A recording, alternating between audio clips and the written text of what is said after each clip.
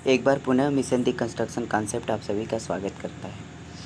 Mission दी construction concept का मुख्य उद्देश्य सिविल इंजीनियरिंग स्टडी फील्ड में कॉस्मोटिक इन्वायरमेंट क्रिएट करना है।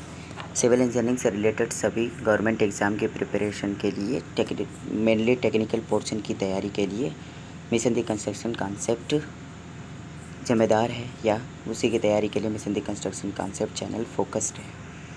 आइए आज के लेक्चर की ओर हम अग्रसर होते हैं। मोटिवेशनल कोट्स आज का देखते हैं क्या मोटिवेशनल कोट है। लेक्चर स्टार्ट करने से पहले डोंट लिमिट योरसेल्फ, हमें स्वयं को कभी भी सीमित नहीं रखना चाहिए। क्यों? क्योंकि इंसान ही इस धरा पर सब कुछ करने वाला है, और वो अपने आप को लिमिट रख लेगा तो डेवलपमेंट रुक सकता है। All our dreams can come true if we have the courage to pursue them. हमारे सभी भी जो भी सपने हैं या उद्देश्य हैं वो ज़रूर पूर्ण होंगे अगर हमारे पास उन उद्देश्यों को ग्रहण करने की क्षमता है या साहस है। ये वाल्ट डिज्नी साहब ने कहा था। आइए हम अपने लेक्चर की तरफ अग्रसर होते हैं। सबसे पहले आज हमें देखना है कि soil terminology and important definitions. Soil से रिलेटेड इम्पोर्टेंट टर्मिनोलॉजी कौन सी हैं जो टोटल जियो टेक्निकल इंजीनियरिंग की स्टडी में कहीं ना कहीं ज़रूर आते रहेंगे। इम्पॉर्टेंट डिफिनीशंस के बारे में हमें जानना है, कौन कौन सी इम्पॉर्टेंट डिफिनीशंस है जो सॉइल इंजीनियरिंग की स्टडी में इम्पॉर्टेंट है। और आज का करिकुलम या सिलेबस क्या है हमारे इस लेक्चर का, ये हमें जानना ज़रूरी है। आज के सिलेबस में हमें पढ़ना है सॉइल कंपोजिशन, मेनली सॉइल किस किस चीज़ से मिलकर बना होता है इसके बारे में जानना है।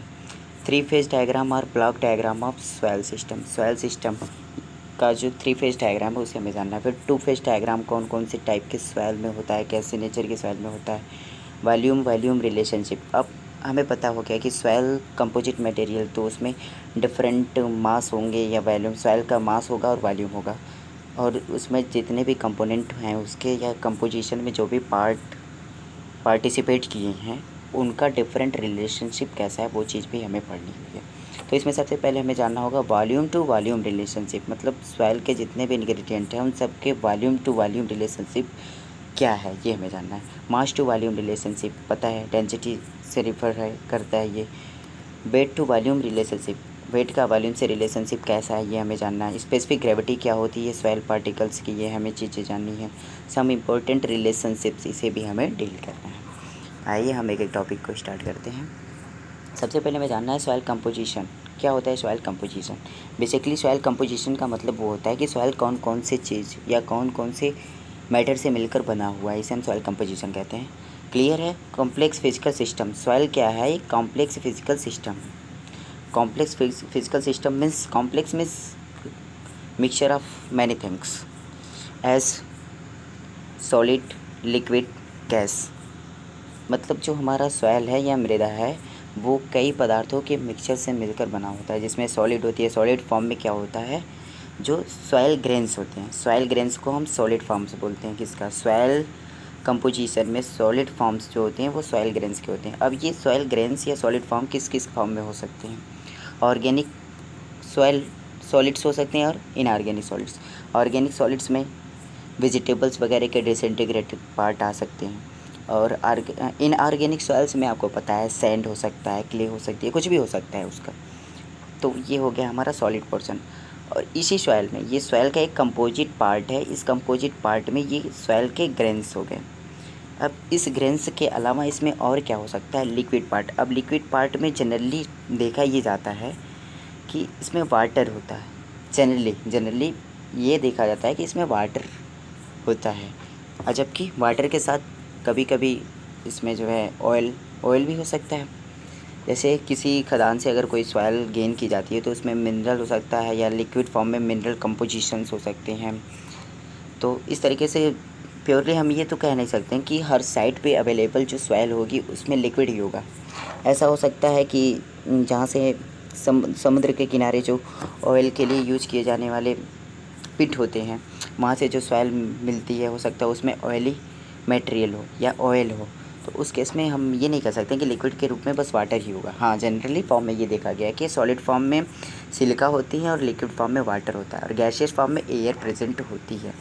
तो मेनली हम कहेंगे कि नेचुरली जब कोई सॉइल मास अवेलेबल होगा तो उसमें सॉइल ग्रेन्स होंगे, लिक्विड फॉर्म में वाटर हो सकता है और गैसियस फॉर्म में एयर हो सकता है, होगा।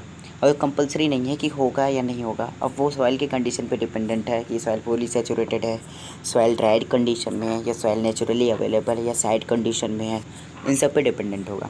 हाँ, हमें ये चीज़ पता है कि सॉइल इंजीनियरिंग की स्टडी में इन सब का डिफरेंट रोल है। वाटर का सॉइल के स्ट्रेंथ में, सॉइल के बिहेवियर में डिफरेंट रोल है, सॉइल ग्रेन्स का डिफरेंट रोल है, और एयर, उसमें प्रेजेंट एयर या पोरोसिटी का डिफरेंट रोल है। तो इन सब की डिटेल स्टडी के लिए टेक्निकली इनके जितने भी पोर्शन है, जैसे एयर का जो वॉल्यूम है उसे सेपरेट कर दिया, एयर के वॉल्यूम को हमने क्या कर दिया, सेपरेट कर दिया, और साथ ही साथ इसमें प्रेजेंट जो वाटर है उस वाटर के वॉल्यूम को सेपरेट कर दिया हमने, और ग्रेन्स, जो इसमें प्रेजेंट ग्रेन्स है, सॉलिड ग्रेन्स है, उसको हमने सेपरेट कर दिया।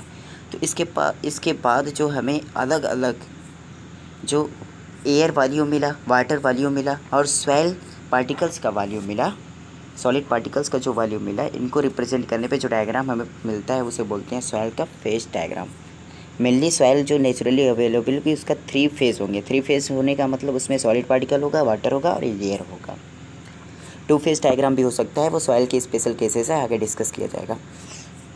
अब हम बात करते हैं कि सॉइल का एयर, वाटर और सॉलिड पार्टिकल्स के डिफरेंट वॉल्यूम्स जो है उसको हम एक ब्लॉक डायग्राम के फॉर्म में रिप्रेजेंट कर देते हैं, जिससे हम क्या कहते हैं, सॉइल का ब्लॉक डायग्राम। इसके क्या बोलते हैं, सॉइल का ब्लॉक डायग्राम, या फिर इसको हम बोलते हैं सॉइल का फेज डायग्राम। इसी को बोलते हैं सॉइल का phase diagram, 3 phase diagram of soil, जिसमें सॉलिड भी होगा, वाटर भी होगा, एयर भी होगा।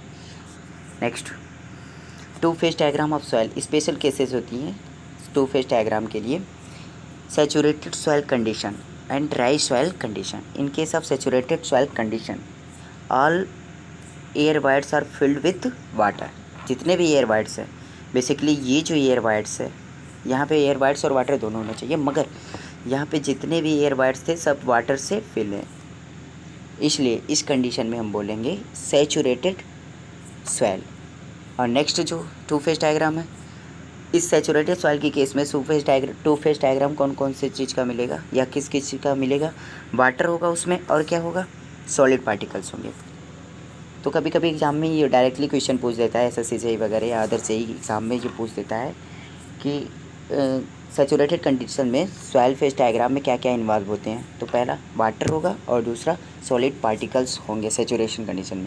When the soil parts are completely filled with water, the gaseous phase being absent, it is said to be fully saturated और merely saturated. समझ में आ रहा है? जब गैसियस फेज की जगह वाटर प्लेस ले लेता है तो उस कंडीशन को या उस केस में सॉइल के सिस्टम को या सॉइल फेज सिस्टम को 2 डिग्री फेज सिस्टम कहते हैं विद वाटर एंड सॉइल, और इसी को बोलते हैं सैचुरेटेड सॉइल कंडीशन। अब नेक्स्ट बात करते हैं, जब सॉइल में वाटर ज़ीरो, मतलब no water voids are present, only air voids are present. अगर इसमें सिर्फ और सिर्फ एयर प्रेजेंट होगी तो उस कंडीशन में सिर्फ और सिर्फ एयर प्रेजेंट हो और साथ ही साथ सॉलिड पार्टिकल्स भी प्रेजेंट हो, तो इस कंडीशन में जो 2 फेज सिस्टम मिलेगा उसे हम ड्राई सॉइल का 2 फेज सिस्टम बोलेंगे। अब देखिए, अब इस 2 फेज सिस्टम में ड्राई कंडीशन मिलना कंपलसरी तभी कब है, जब इस सॉइल को हम ओवन ड्राई करें। तो ये इस कंडीशन में बेसिकली ओवन ड्राई के बाद जो है सॉइल गेन की जाती है या प्राप्त होती है। अब इसके अलावा इन दोनों कंडीशन के बीच में 3 फेज सिस्टम मिलती है, यानी कि साइट पर जनरली सॉइल जो अवेलेबल होती है वो 3 फेज सिस्टम होती है। Next, basic terminology. आज हमें पढ़ना है कि कौन कौन सी मूलभूत तथ्य या तत्व हैं जिन्हें हमें पढ़ना ज़रूरी है सॉइल इंजीनियरिंग की स्टडी में या जियोटेक्निकल इंजीनियरिंग या फाउंडेशन इंजीनियरिंग की स्टडी में। आइए देखते हैं। सबसे पहले हमें जानना होगा कि ये हमारे पास सॉइल का 3 फेज सिस्टम है, एयर है, वाटर है, सॉलिड है। अब एयर के वॉल्यूम को हम उसके लेफ़्ट हैंड साइड में रिप्रेजेंट करेंगे, टोटल वॉल्यूम पोर्शन को या वॉल्यूम क्वांटिटी को हम लेफ़्ट हैंड साइड में रिप्रेजेंट करेंगे, और राइट हैंड साइड में हम रिप्रेजेंटेशन करेंगे किसका, वेट पोर्शन का रिप्रेजेंटेशन करेंगे। देखिए बिल्कुल क्लियर है, ये एब्रीवेशन फॉर्म है VA। VA की बात करें तो वॉल्यूम ऑफ एयर, क्लियर है इसमें एकदम बिल्कुल। ये पूरी सॉइल इंजीनियरिंग की स्टडी के दौरान ये हमें यूज करना है, इसलिए इसे यहाँ आप समझ लीजिए। VA का मतलब वॉल्यूम ऑफ एयर, VW का मतलब वॉल्यूम ऑफ वाटर, VS का मतलब volume of solid particles, summation of VA volume of air plus volume of water plus volume of solid, इन तीनों के वॉल्यूम के समेशन को हम क्या बोलेंगे, total volume of soil. Total volume of soil का मतलब total volume of soil V equal to क्या होगा, VA plus VW plus VS। V equal to क्या होगा, V equal to VA plus VW plus VS। इन तीनों के summation को हम बोलेंगे टोटल वॉल्यूम ऑफ सॉइल। अब बात करते हैं total volume of wides, VV क्या होगा। आपको पता है कि वाइड्स किस किस फॉर्म में हो सकते हैं, या तो वाटर वाइड्स हो सकते हैं या एयर वाइड्स हो सकते हैं, या तो जल रंध्र हो सकते हैं या वायु रंध्र हो सकते हैं। इन दोनों के समेशन को हम बोलते हैं क्या, टोटल रंध्र या कुल रंध्र बोलते हैं इसको। टोटल वाइड्स या टोटल वॉल्यूम ऑफ वाइड्स बराबर होगा क्या, volume of air voids plus volume of water voids, यानी कि VV बराबर VA plus VW, volume of air voids plus volume of water voids बराबर summation of total voids, air voids नहीं total voids. Clear, बिल्कुल ये volume के portion इधर clear हो गए। वही देखिए यहाँ रिप्रेजेंट किया गया है, VA means volume of air, VW means volume of water, VV means volume of voids, VS means volume of solid particles. Clear है, ये जो पोर्शन बचा है ये वॉल्यूम ऑफ सॉलिड पार्टिकल्स है। V means total volume of soils. क्लियर हो गया यहाँ से। अब हम देखते हैं weight portion, WA means weight of air. Weight of air means air का वेट तो सॉलिड के और वाटर के वेट के कंपैरिजन में क्या होगा, निग्लेजिबल होगा। तो हम मान सकते हैं WA को 0, WA को हम क्या मान सकते हैं, 0 मान सकते हैं। इसको हम रिप्रेजेंट कर देंगे 0 से। और weight of water, WW means weight of water और WS means weight of solid particles. इसमें जो सॉलिड पार्टिकल्स प्रेजेंट है उनका वेट। इन तीनों के वेट को हम बोलते हैं क्या, टोटल वेट ऑफ सॉइल। जो सॉइल है या मृदा है उसका कुल भार कितना होगा। अब देखिए अगर हम शॉर्टली लिखें, एक्यूरेट फॉर्म में लिखें, एयर के वेट को भी कंसिडर करते हुए, तो total weight of soil W बराबर क्या होगा, total weight of soil W equal to होगा weight of solid particles plus weight of water plus weight of air. तो अब हमें ये देखना है कि total weight of soil W equal to क्या होगा, weight of air plus weight of water plus weight of solid particles. और वेट ऑफ एयर को हम नेग्लेजिबल मान लेते हैं तो इसको हम 0 कर देते हैं। जनरली हम कह सकते हैं कि weight of soil equal to weight of solid particles, soil में जो सॉलिड पार्टिकल है उनका, और वेट ऑफ वाटर। यही पढ़ना है हमें टोटल सॉइल की टर्मिनोलॉजी में, और इनका इंटर रिलेशनशिप हमें देखना है। VA means weight of air, ये क्या है, नेग्लेजिबल या 0। Wait of water, weight of material occupied by void ratio, WV क्या होगा, weight of wides. Weight of wides में वेट ऑफ वाटर और वेट ऑफ एयर दोनों को कंसिडर करेंगे, सिर्फ अगर वेट ऑफ वाइड्स की बात करनी हो तो। वेट ऑफ सॉलिड्स आपको क्लियर है, टोटल वेट ऑफ सॉलिड मास ये भी क्लियर है।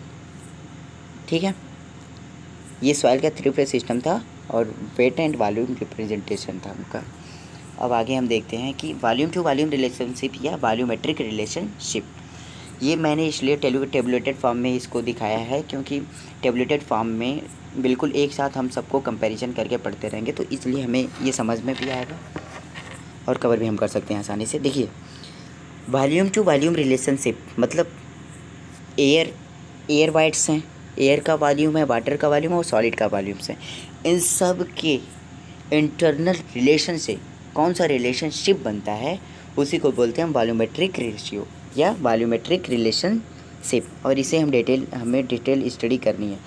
डायरेक्टली यहाँ से SSC JEE प्री में ऑप्शनल ऑब्जेक्टिव क्वेश्चन में या ESE और गेट के एग्ज़ाम से में यहाँ से डायरेक्टली क्वेश्चन आ जाते हैं, इन्हीं फार्मूला बेसिस पे क्वेश्चन पूछ देता है कभी कभी। आइए देखते हैं। सबसे पहले हम बात करते हैं वाइड रेशियो की। वाइड रेशियो को E से रिप्रेजेंट करते हैं।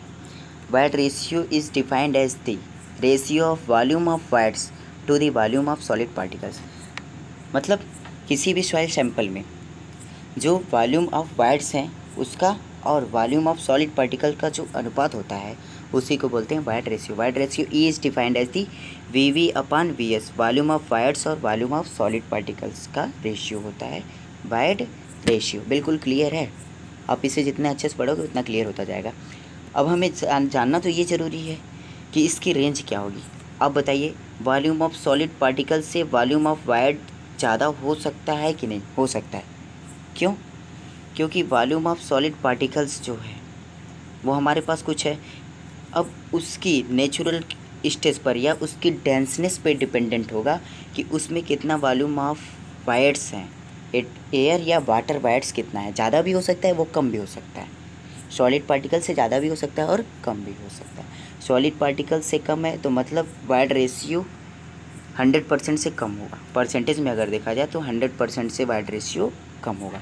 अगर volume of whites volume of solid particle से ज़्यादा है तो ये कह सकते हैं क्लियरली, ये स्पष्ट है कि वाइड रेशियो की वैल्यू 1 से ज़्यादा होगी या परसेंटेज में 100% से ज़्यादा होगी। तो रेंज क्या हो गया, और void ratio V void ratio E की वैल्यू क्या जीरो हो सकती है, ये भी जानना है। ये सब प्रैक्टिकल सिग्निफिकेंस है, ये जितना अच्छे से आप पढ़े रहोगे, चाहे एक एग्ज़ाम हो या एससी का एग्ज़ाम हो या गेट का एग्ज़ाम हो, कोई भी एग्ज़ाम हो, अगर आपका वो क्लियर है, माइंड सेटअप अच्छा है, तो आप एग्ज़ाम को किसी भी तरह से क्लियर कर लोगे। वाइड रेशियो से कैसा भी क्वेश्चन अगर आएगा तो देखिए, सबसे पहली बात वाइड रेशियो ई जीरो हो सकता है कि नहीं, ये जानना हमें ज़रूरी है। आप बताइए कि कोई भी ऐसी सॉइल नेचुरल में अवेलेबल है जिसमें वॉल्यूम ऑफ वाइट्स ना हो? नहीं, परफेक्टली कोई ऐसी सॉइल नहीं है जिसमें वॉल्यूम ऑफ वाइट्स ना हो। कुछ ना कुछ वायुरंध्र या जलरंध्र जरूर होते हैं। इसलिए किसी भी सॉइल की किसी भी सॉइल की जो वाइड रेशियो होगा वो जीरो नहीं हो सकता है। या तो जीरो से ज़्यादा होगा या जीरो से या तो ज़्यादा होगा या जीरो हो ही नहीं सकता है कभी भी, या तो 100% से ज़्यादा होगा। तो जनरल रेंज इसकी क्या होगी वाइड रेशियो की, greater than zero. Wide ratio की वैल्यू हमेशा जीरो से ज़्यादा होगी। प्रैक्टिकल सिग्निफिकेंट क्या है, mostly soil mechanics, foundation engineering या जियोटेक्निकल इंजीनियरिंग में इसका यूज ज़्यादातर होता है। क्यों इसका होता है यूज, जिस सॉइल में जितना कम वाइड रेशियो होगा वो उतनी ही ज़्यादा सॉइल डेंस होगी, और जिस सॉइल में जितना ही ज़्यादा वाइड रेशियो होगा वो उतनी सॉइल क्या होगी, लूज कंडीशन में होगी। डेंस और लूज का मतलब आपको समझ में ही आ रहा होगा। डेंस का मतलब सघन और लूज का मतलब विरल। अब बात करते हैं हम next, porosity N.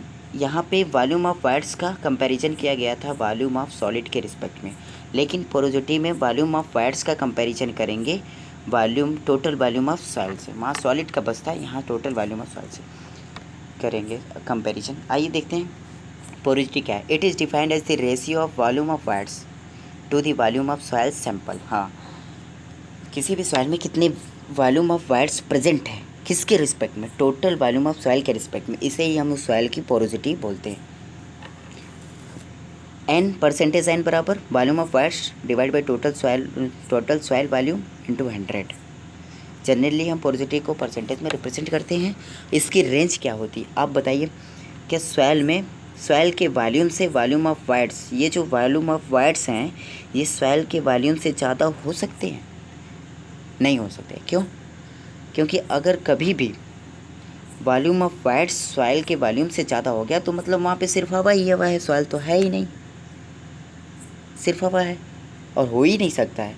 Volume of whites के बराबर वॉल्यूम ऑफ सॉइल हो सकता है कब, जब सिर्फ और सिर्फ एयर हो या सिर्फ और सिर्फ वाइट्स हो या सिर्फ और सिर्फ वाटर हो, उस कंडीशन में ये केस हो सकती है। लेकिन तब तो सॉइल है नहीं, तो हम सॉइल मैकेनिक्स में उसका स्टडी क्यों करेंगे, या जियोटेक्निकल इंजीनियरिंग में या फाउंडेशन इंजीनियरिंग में उसकी स्टडी ही क्यों करेंगे।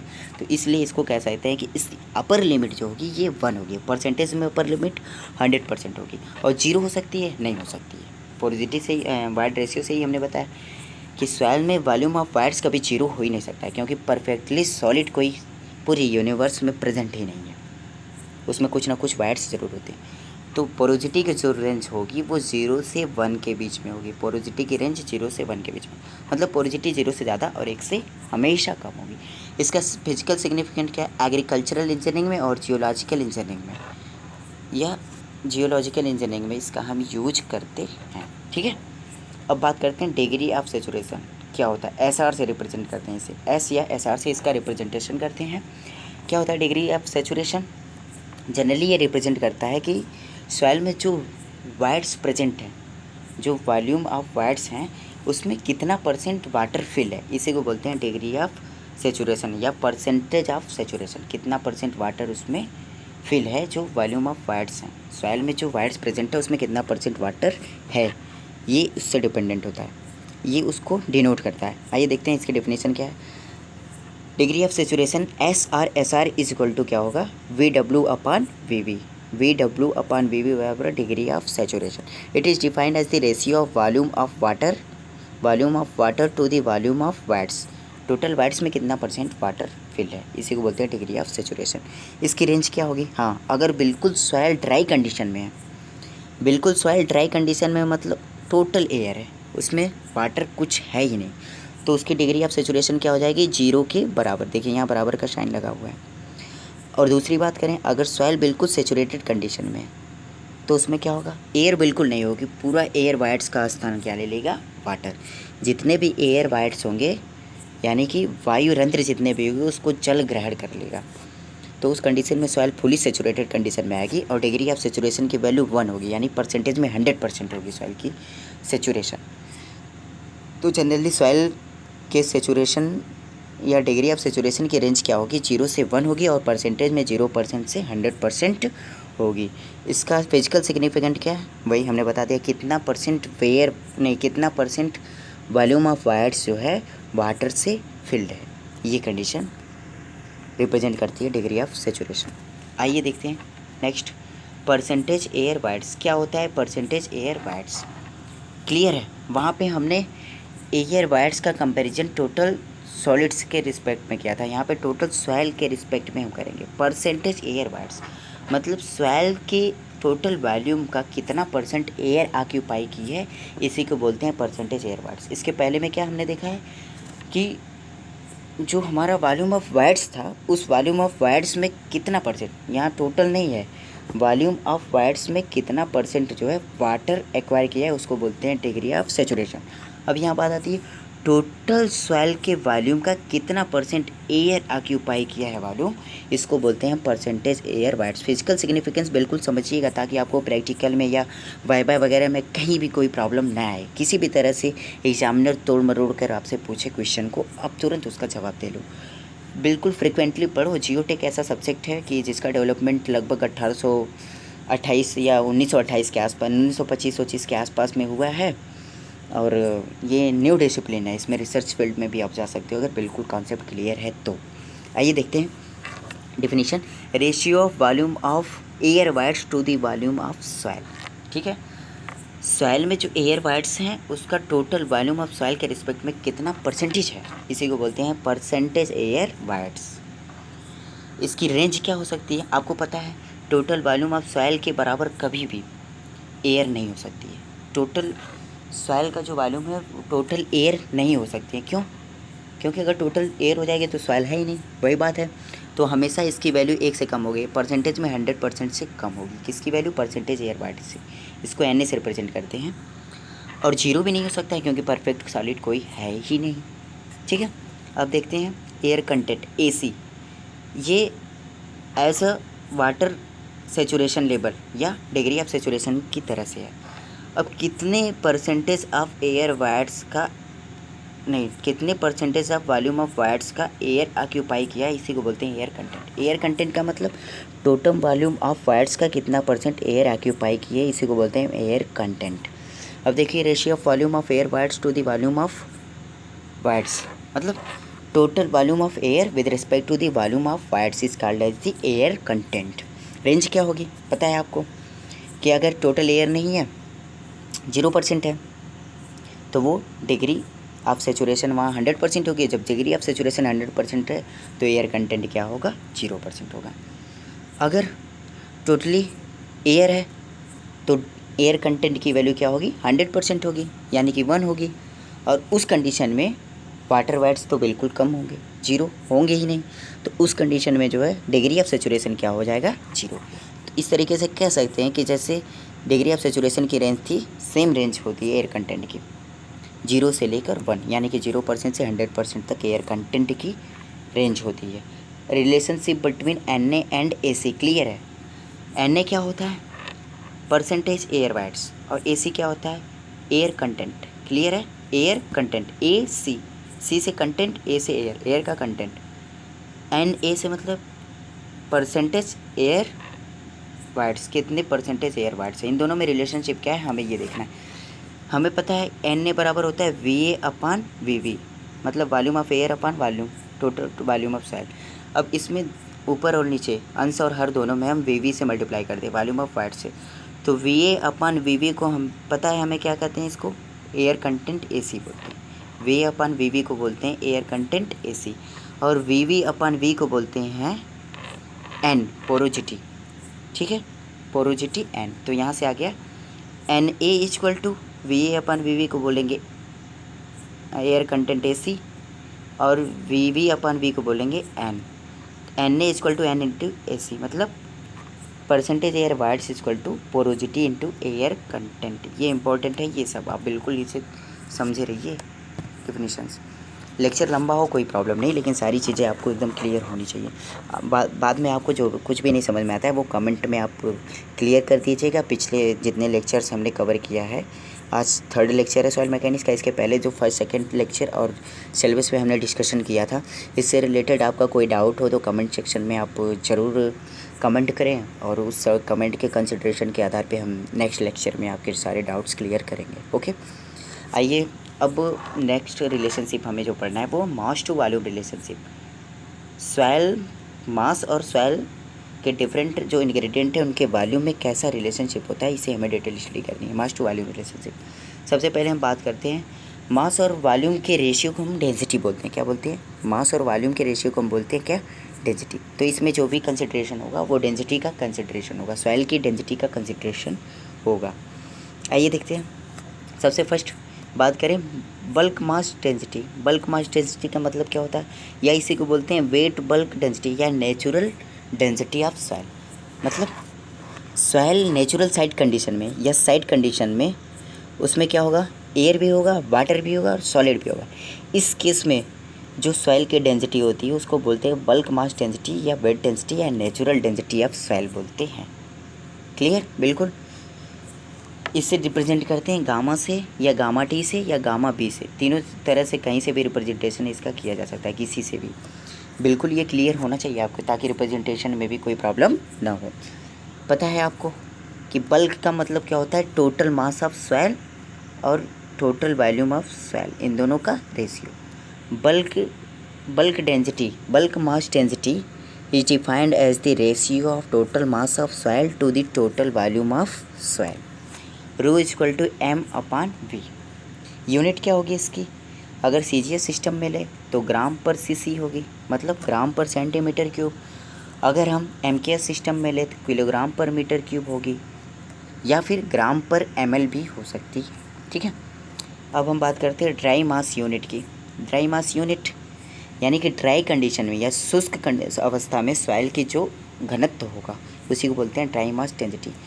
अब इसकी मैथमेटिकल इक्वेशन इसका क्या है और डेफिनेशन क्या है, रो डी से इससे रिप्रेजेंट करते हैं। रो डी बराबर क्या होगा, mass of solid upon mass of solid upon volume of total solid. Mass of solid मतलब dry mass of solid, sorry weight दूसरा कंडीशन हो जाएगा। तो इसे हम डिफाइन कैसे कर सकते हैं, dry density of soil is defined as the mass of solid with respect to the total volume of solid. ठीक है, dry mass density is defined as the ratio of mass of solid with respect to the volume of soil. Soil, solid नहीं soil, सिर्फ solid करेंगे तो वो दूसरी चीज़ हो जाएगी, आगे उसे भी कवर करना है।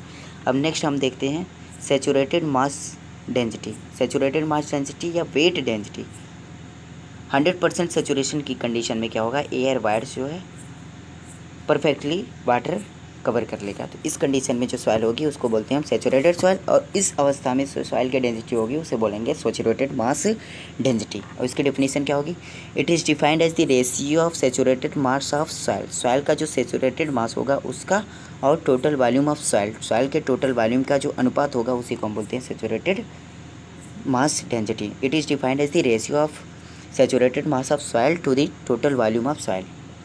Clear? M sat means saturated mass of soil.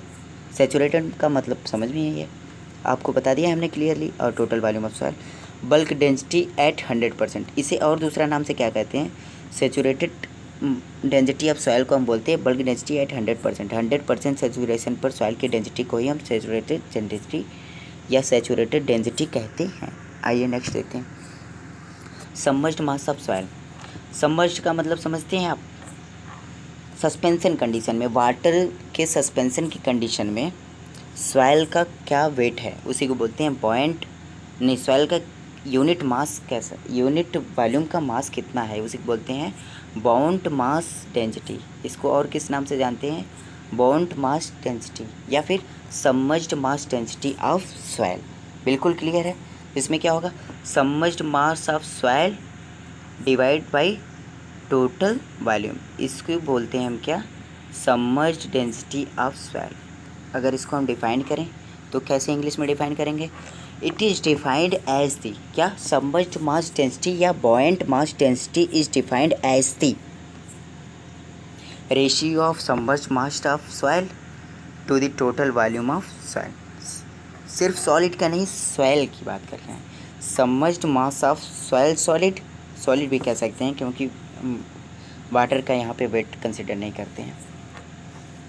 आपको पता है कि किसी भी वाटर कंटेनर में अगर हम सॉइल पार्टिकल्स को ड्रॉन करते हैं तो उस कंडीशन में जो सॉइल के वॉल्यूम के बराबर वाटर रिप्लेस होगा उतना ही इसका आभासी मास जो है कम हो जाएगा।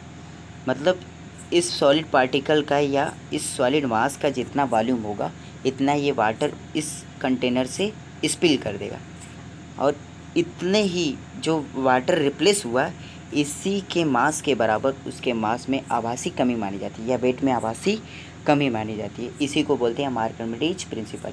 अगर हम बोलें आर्किमिडीज प्रिंसिपल क्या है, तो आर्किमिडीज प्रिंसिपल होता है कि जब किसी भी सॉलिड को हम किसी लिक्विड में सबमर्ज करते हैं तो सबमर्ज कंडीशन में सॉलिड का जो सिंक पोर्शन होता है उसके बराबर वाटर डिस्प्लेस होता है, और इसी डिस्प्लेस वाटर के वेट के बराबर वेट में आभासी कमी होती है। इसी को बोलते हैं हम क्या?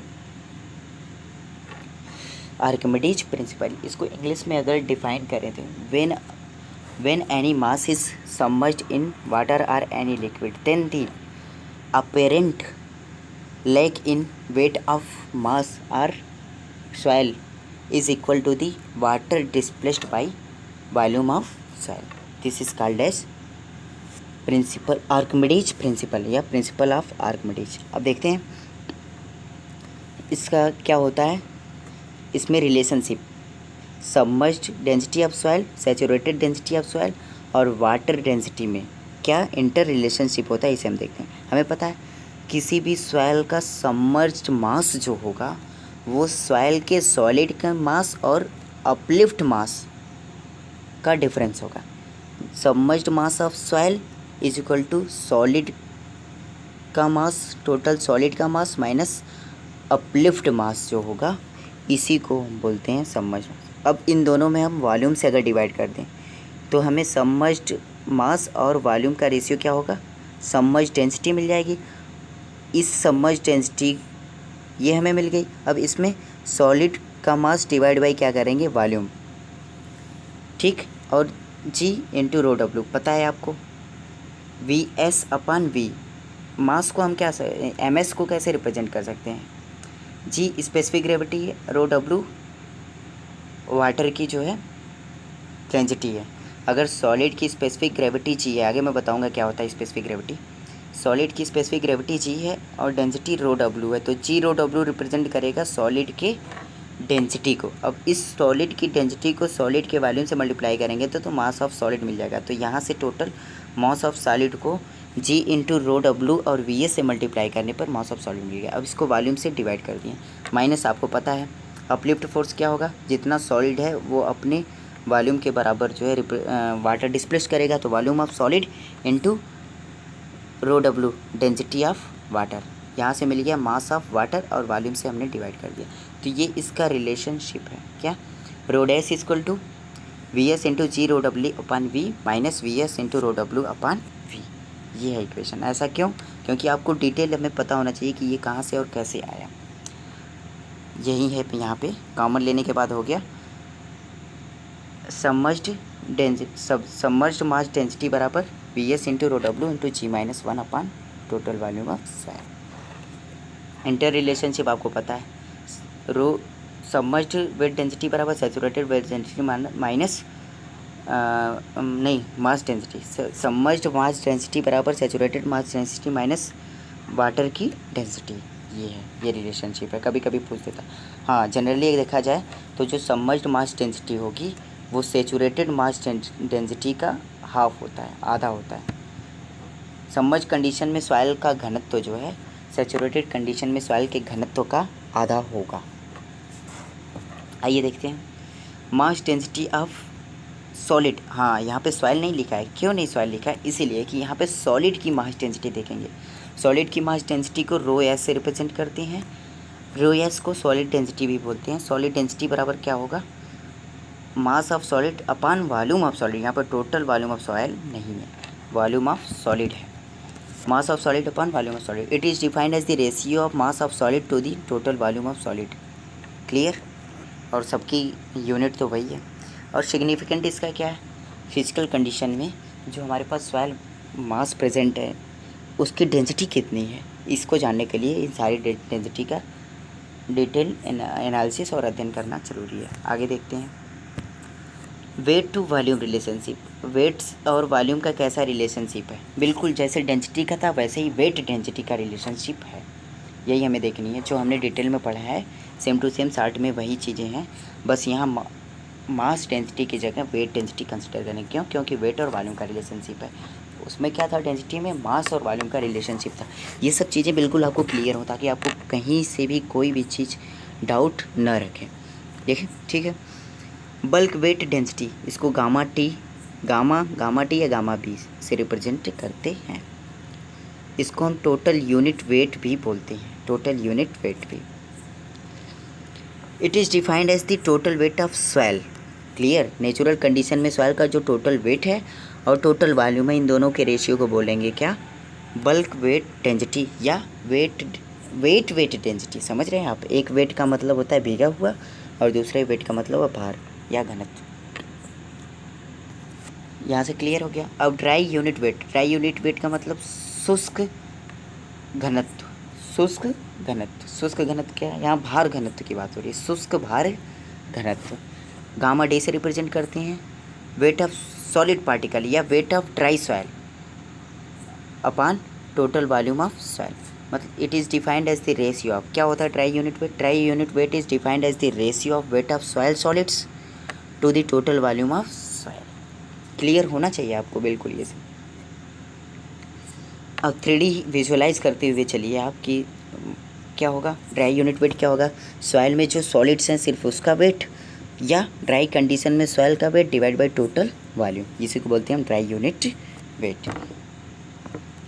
अब बात करते हैं सेचुरेटेड वेट या weight density. Saturated weight density या weighted weight density gamma sat से रिप्रेजेंट करते हैं saturated weight of soil divide by volume of soil. Clear? अब आगे हम देखते हैं सबमर्ज्ड वेट की बात करते हैं। सबमर्ज्ड वेट डेंसिटी, इसे गामा डैश से या गामा सबमर्ज से रिप्रेजेंट करते हैं। It is defined as the ratio of submerge weight of soil solids. जो सॉइल सॉलिड्स हैं उनका सबमर्ज वेट क्या है, वाटर में या किसी लिक्विड में सबमर्जेंस की कंडीशन में उसका अपेरेंट वेट कितना है और टोटल वॉल्यूम से डिवाइड कर देते हैं सॉइल के, तो उसे हम कहते हैं क्या? Submerge weight density. It is defined as the submerge weight of the soil solid to the total volume of the soil. ठीक है। गामा सबमर्ज्ड बराबर क्या होगा? W submerged upon volume of soil. Submerged unit weight का जो other equation है जैसे उसको डेराइव किया हमने वो ये है, गामा सबमर्ज्ड बराबर VS into gamma W। Gamma W क्या हो गया? G इंटू रो W को हम कर देंगे gamma W, G into rho W को बोलेंगे gamma W, G-1 into V। अब यहाँ पे हमने यहाँ पे रिप्रेजेंट भी कर दिया कि सबमर्ज जो वेट डेंसिटी होगी वो सैचुरेटेड वेट डेंसिटी का हाफ होता है।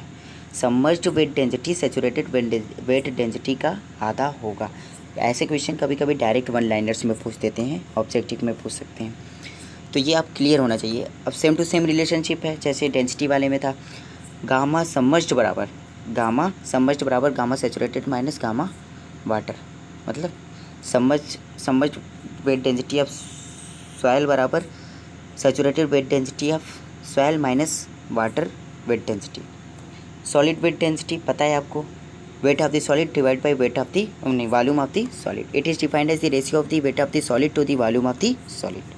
क्लियर है बिल्कुल। अब हमें ये बात करनी है, ये तो ठीक है, इस टॉपिक को डील, स्पेसिफिक ग्रेविटी के टॉपिक को डील करने से पहले हमें एक चीज़ जानना आती है आवश्यक है कि हमारे पास 5 टाइप की डेंसिटी होती है। पहली कौन सी डेंसिटी होगी?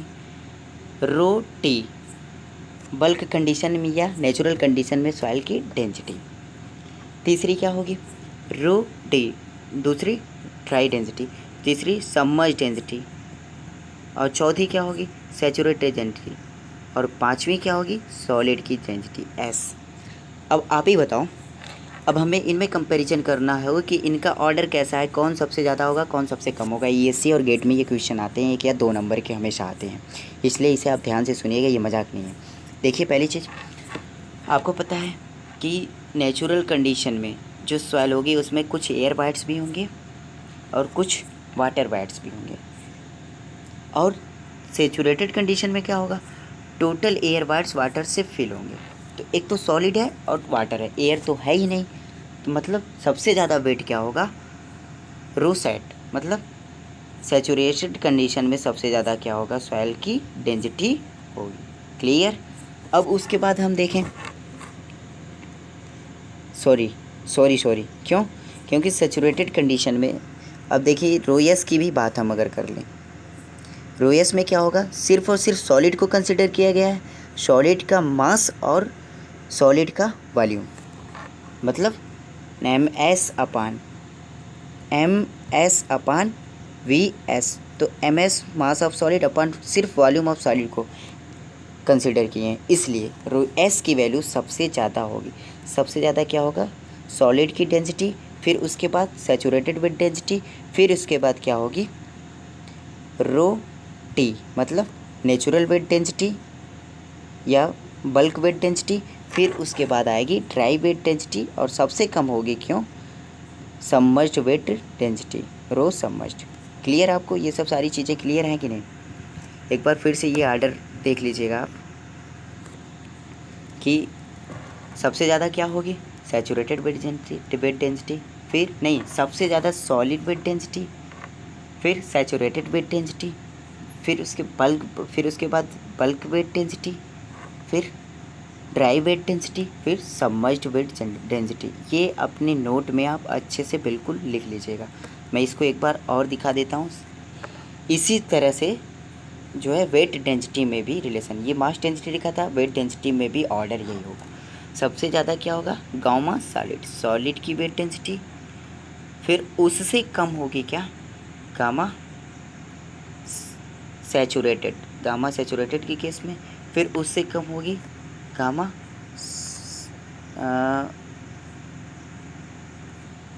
बल्क कंडीशन या गामा टी, फिर उसके बाद क्या होगी?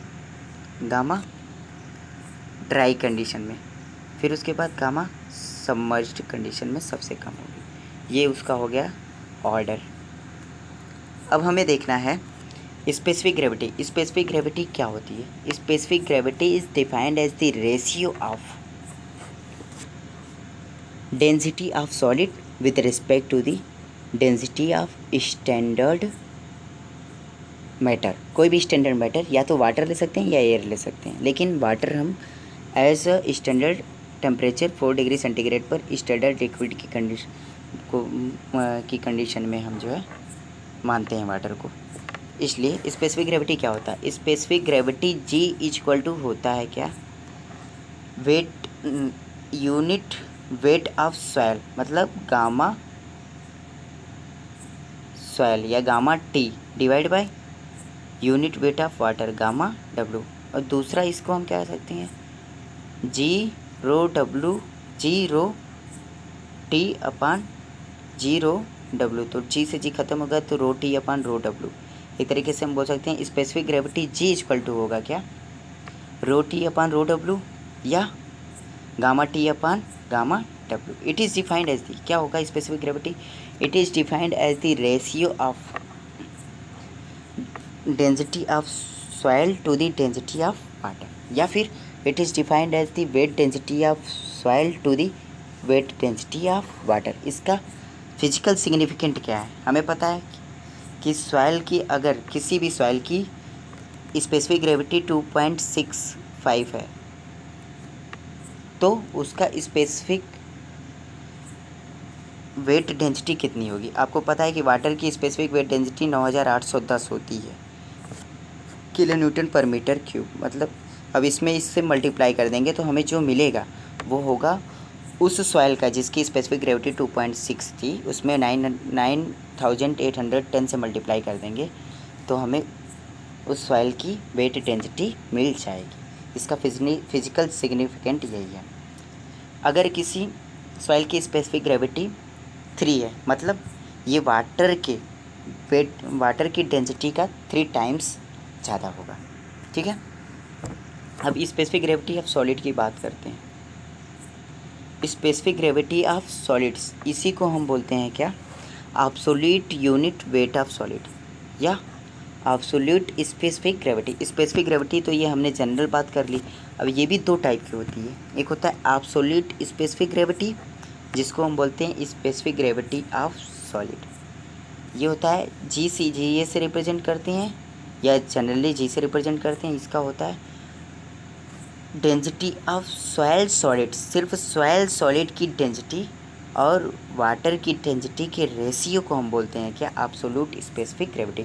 इसमें एयर वाइट्स या वाटर वाइट्स का कोई फिजिकल सिग्निफिकेंट नहीं होता है। मतलब जब हम सॉइल में एयर वाइट्स और वाटर वाइट्स को कंसिडर न करें, सिर्फ सॉलिड की डेंसिटी और वाटर की डेंसिटी का रेशियो लें, तो उस कंडीशन में जो हमें स्पेसिफिक ग्रेविटी मिलती है उसको बोलते हैं एब्सोल्यूट स्पेसिफिक ग्रेविटी या फिर स्पेसिफिक ग्रेविटी ऑफ सॉलिड। ये ज़्यादा होगा, क्यों? क्योंकि इसमें एयर वाइट्स या वाटर वाइट्स को कंसिडर नहीं किया गया है। क्लियर? आपको कोई प्रॉब्लम? एकदम क्लियर है ये। अब फिजिकल सिग्निफिकेंस आपको पता ही है, क्योंकि ज़्यादातर जो सॉइल के नेचर होंगे, चाहे उसके शेयरिंग स्ट्रेंथ हो या बेयरिंग कैपेसिटी हो, वो सॉलिड पर ही डिपेंडेंट होती है। इसलिए सॉलिड की डेंसिटी या एब्सोल्यूट स्पेसिफिक ग्रेविटी पढ़ना ज़रूरी है। ये सबसे ज़्यादा इम्पोर्टेंट है। यहाँ पे एब्सोल्यूट स्पेसिफिक ग्रेविटी रिप्रेजेंट किया गया है। देखिए, this is also known as absolute specific gravity, in fact more popularly as grain specific gravity. इसे और किस नाम से जानते हैं? ग्रेन स्पेसिफिक ग्रेविटी या सॉलिड स्पेसिफिक ग्रेविटी के नाम से भी जानते हैं। Since this is relatively constant value for given soil. हाँ, आपको पता है कि सॉइल सॉलिड की जो डेंसिटी होगी वो अनचेंज होगी, लेकिन सिर्फ सॉइल की डेंसिटी रोटी की बात करें तो वो सेचुरेशन, डिग्री ऑफ सेचुरेशन पर, इन्वायरमेंटल कंडीशन पर, प्रेजेंस ऑफ वाटर वाइट्स या प्रेजेंट ऑफ एयर वाइट्स पर डिपेंडेंट होगी। तो कह सकते हैं कि ये वेरिएबल होगा, जबकि ये फिक्स्ड क्वांटिटी होगी। इस कंडीशन में कह सकते हैं कि जो एब्सोल्यूट स्पेसिफिक ग्रेविटी या ग्रेन स्पेसिफिक ग्रेविटी या सॉलिड स्पेसिफिक ग्रेविटी होती है वो ज़्यादा इम्पोर्टेंट होती है जो टेक्निकल इंजीनियरिंग में या सॉइल इंजन मैकेनिक्स की फील्ड में। क्लियर है? आगे चलते हैं। हाँ, अब मास स्पेसिफिक ग्रेविटी की हमने जो बात किया वो ये रिप्रेजेंट करता है मास स्पेसिफिक ग्रेविटी। वो तो था टोटल स्पेसिफिक ग्रेविटी या सॉलिड की स्पेसिफिक ग्रेविटी। यहाँ पे मास स्पेसिफिक ग्रेविटी की बात करते हैं या बल्क स्पेसिफिक ग्रेविटी। इसमें क्या होगा? Total mass density of soil with respect to the total water density. मतलब अगर हम सॉइल सॉलिड्स में वाटर और एयर वाइट्स को कंसिडर करते हुए डेंसिटी निकालें तो उस डेंसिटी और वाटर की डेंसिटी का जो रेशियो होगा उसको हम बोलते हैं स्पेसिफिक ग्रेविटी। हाँ, वाटर जो होना चाहिए वो स्टैंडर्ड टेम्परेचर 4 डिग्री सेंटीग्रेड पर और स्टैंडर्ड जो हमारा 1 एटमॉस्फेरिक प्रेशर है उस पर होना चाहिए वाटर। ये आज का हमारा टोटल लेक्चर था।